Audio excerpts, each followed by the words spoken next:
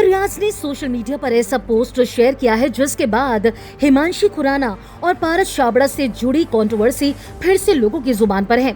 उमर रियाज ने बिना किसी का नाम लिए रिलीजन को किसी को बदनाम करने का इस्तेमाल करने पर सवाल उठाया और लिखा शेम ऑन यू।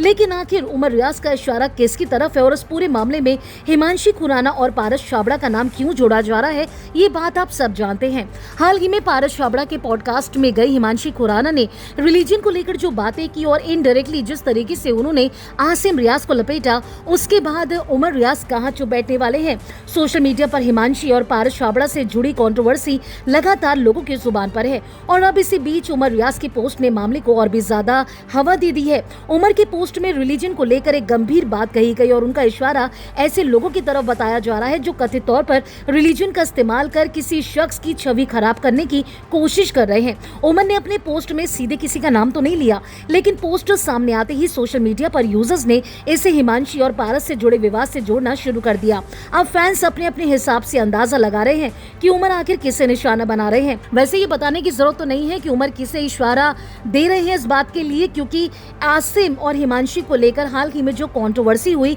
उसमें उमर रियाज को काफी बुरा लग रहा है, क्योंकि सभी लोग हिमांशी के पॉडकास्ट के बाद आसिम रियाज को ट्रोल कर रहे थे। हालांकि आसिम ने भी अपने तरीके से जवाब दे दिया है हिमांशी को, लेकिन उमर रियाज का जो इशारा है वो सब जानते हैं। इस पूरे मामले में सबसे ज्यादा चर्चा हो रही है रिलीजन के इस्तेमाल को लेकर। उमर के पोस्ट का मतलब यही निकाला जा रहा है कि किसी कंट्रोवर्सी में धर्म को हथियार बनाकर किसी को बदनाम करना बिल्कुल गलत है। इसी बात को लेकर उन्होंने नाराजगी जाहिर करते हुए शेम ऑन यू लिखा। इस पूरे मामले में हिमांशी खुराना और पारस छाबड़ा का नाम सामने आने के बाद सोशल मीडिया पर बहस और तेज हो गई। कुछ लोग उमर के बयान को सही बता रहे हैं और कुछ यूजर्स सवाल कर रहे हैं कि आखिर उन्होंने किसके लिए बात की।